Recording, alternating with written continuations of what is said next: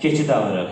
Bu axşam sizə konsertimizin ikinci hissəsində Azərbaycan musiqi mədəniyyətinin görkəmli nümayəndələrindən biri Zakir Bağırovun nəğmələrini səsləndirəcəyik. Bu il bu bəstəkarın 110 ili tamam olur və nə qəribə təsadüf ki, Zakir Bağırov musiqi beşiyimiz Şuşada anadan olub, əziz qonaqlarımız. Gəlin dinləyək.